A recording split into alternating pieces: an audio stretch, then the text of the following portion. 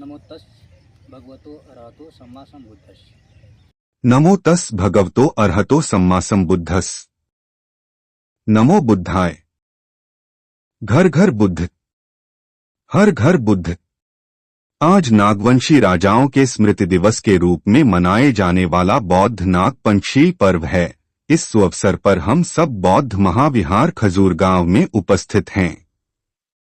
साथियों, British museum में रखे सिक्कों एवं अन्य पुरातात्विक स्रोतों से पता चलता है कि शेषनाग ने विदिशा को राजधानी बनाकर 110 ईसा पूर्व में शेषनाग वंश की नींव डाली थी।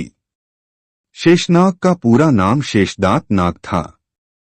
उनके बाद उनके पुत्र भोगिन राजा हुए, जिनका शासन काल 90 ईसा पूर्व से 80 ईसा पूर्व तक था। फिर चंद्राशु 80 ईसा पूर्व से 50 ईसा पूर्व, तब धम्मवर्मन 50 ईसा पूर्व से 40 ईसा पूर्व और आखिर में वंगर 40 ईसा पूर्व से 31 ईसा पूर्व ने शेषनाग वंश की बागडोर संभाली। नागवंशी राजा व योद्धाओं में अनंत, बासुकी, शेष, पदम, कवल, ककोटिक, अस्तर, शंखपाल, कालिया और पिंगल नागवीर प्रसिद्ध है। भारत में इनका ही वर्चस्व था और यह नाग भगवान बुद्ध के अनुयायी व बौद्ध धर्म के प्रचारक थे।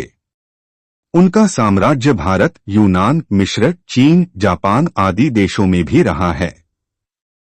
इनका आपसी रहन सहन समता, एकता, न्याय और भाईचारे पर आधारित था।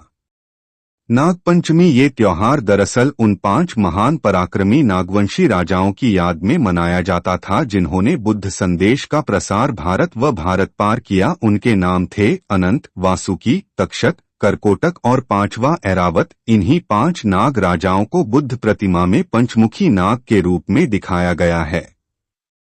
बोधगया में मुचलिंद सरोवर में एक मुखी नाग बौद्ध प्रतिमा है। कुछ बुद्ध की प्रतिमाओं के रक्षक 7 मुखी नाग हैं। उड़ीसा के खुर्दा जिले के गोविंदपुर गांव से बुद्ध की जो प्रतिमा मिली है और जिस प्रतिमा की रक्षा 7 मुखी नाग कर रहे हैं, वह 7 मुखी नाग वस्तुतः नव नाग वंश के 7 राजाओं के प्रतीक हैं। नागवंशी राजाओं द्वारा बसाया गया गांव व शहर हमें आज भी मिलते हैं, जैसे अनंतनाग, नागालैंड और नागपुर इत्यादि। जैसा कि हम जानते हैं कि बोधिसत्व बाबा साहब डॉक्टर भीमराव अंबेडकर 14 अक्टूबर 1956 को अशोक विजयदशमी के दिन 10 लाख लोगों के साथ बौद्ध धर्म की दीक्षा के लिए नागपुर को ही चुना, क्योंकि नागपुर प्राचीन काल में नागों की भूमि थी और समस्त भारतवंशी नाग शासक बौद्ध धर्म के अनुयायी थे। नागवंश की स्त्रियां बौद्ध नाग पंचशील पर्व पर को नदी, तालाब के किनारे जाकर स्नान कर बोधवृक्ष, स्तूप, चैत्य, गुफा, विहारों आदि बौद्ध प्रतीकों की पूजा करके घर, परिवार व समाज के लिए मंगल कामना करती थी। आज के दिन हम एक और महत्वपूर्ण बात कहना चाहते हैं कि हम आप सभी ग्रामवासियों से अति विनम्र निवेदन करते हैं कि आप लोग अपने आंगन में, छतों पर, वृक्षों के नीचे, कुएं के जगत पर, चबूतरे पर पंछियों के लिए दाना, चावल, गेहूं, चना, मटर डालें, क्योंकि अपने क्षेत्र में सावन व भादों में पक्षियों के लिए पर्याप्त भोजन नहीं होता है, जिसकी वजह से पंक्षीगण जंगल की ओर पलायन कर जाते हैं और फिर लौटकर नहीं आते हैं। देखते देखते पिछले कुछ सालों में अपने क्षेत्र से बहुत से पंक्षीगण गायब हो गए, जो कि दुखद है। कम से कम जो बचे हैं वही बचे रहें।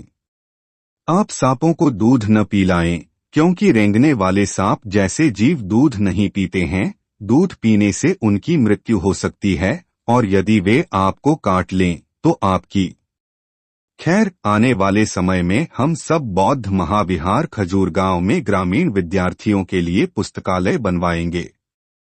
आप सभी को बौद्ध नाग पंचशील महोत्सव की हार्दिक मंगल कामनाएं।